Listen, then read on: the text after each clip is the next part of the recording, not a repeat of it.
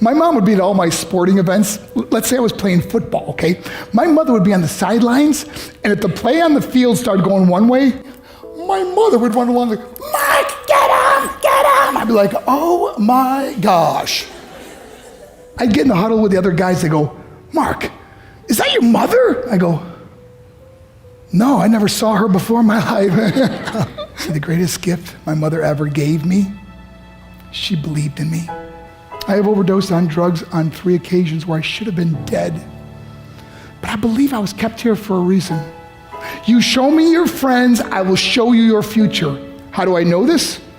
I hung out with losers, and I became the biggest loser of them all because I gave up everything I dreamt about as a little boy because of who I chose to surround myself with. My friends would drive me home at 2, 3, 4 in the morning. We'd be drunk and high, laughing in the car. We'd pull up in front of my house in New York. They go, Mark, the light's on. I go, oh man, my mother's up. See, my mom wouldn't go to bed until she knew her son was still alive. I'd walk in, she'd say, hi, Mark, how was your night? I go, it was good, Mom, I'm just gonna go to bed. She goes, can I talk to you for a minute? I go, Mom, I'm tired, I'm just gonna go to bed. She goes, Mark, I haven't seen you all day and all night. Can I please talk to you? I said, man, just leave me alone. You bug me. I'd slam my bedroom door on the one person who believed in me. I was on a worldwide tour and we were wrestling overseas in Japan. After my wrestling match, I went upstairs in my hotel room and I fell asleep. There was a knock at my door at 3 o'clock in the morning.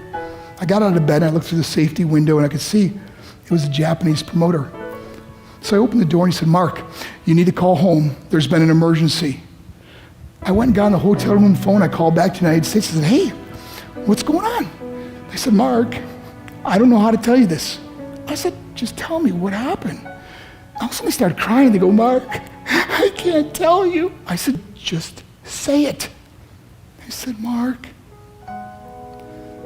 your mother died. I just threw the phone down. I ran out of my hotel room. I took the elevator to the lobby, and when the doors opened up, I just ran out into the street. I mean, there was no cars, there was no people. It was 3 o'clock in the morning. And I walked down the middle of a street in Hiroshima, Japan, and I remember looking up and just saying, Mom, I am so sorry. I flew home for her funeral, and I was so nervous to walk up to her casket, so I just stood way in the back. And I kept looking from a distance. I kept thinking to myself, Mom, please wake up. Please get up. And then I finally got the nerve to walk up to her. And as I got closer, I could see my mom for the first time. I mean, she was so beautiful.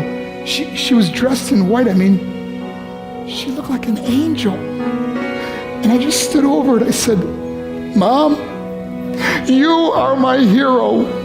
Everything I am, everything I hope to be was because of you. You loved me so much. You gave me a life.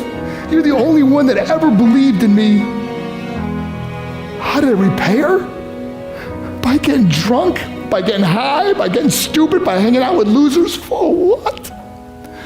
All she ever wanted to do was talk to me. I wish I could talk to you now, Mom. I wish you could see what I'm doing. Why couldn't I have been a better son? We are defined by our choices. But if you surround yourself with people involved in drugs and alcohol and pills, it's a dead end. I'm not here to preach to you. I'm here to tell you I lived that life. It leads to broken hearts, broken relationships, broken dreams, and death. For what? To get high?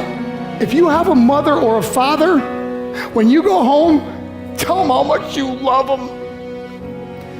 See, my whole life was about being rich and famous. I had to be a millionaire. I had to win the race. I had to win the race at the expense of my marriage, my family, my friends. For what? To be all alone in the world? I learned what is truly important, and that is how precious this gift of life is, and our families, and how quickly it can be taken away. See, I no longer live in time, I live in moments. See, it's not what's in your pocket that matters, it's what's in your heart that truly matters. Love Love is just a word until somebody comes along and gives it meaning. You're the meaning.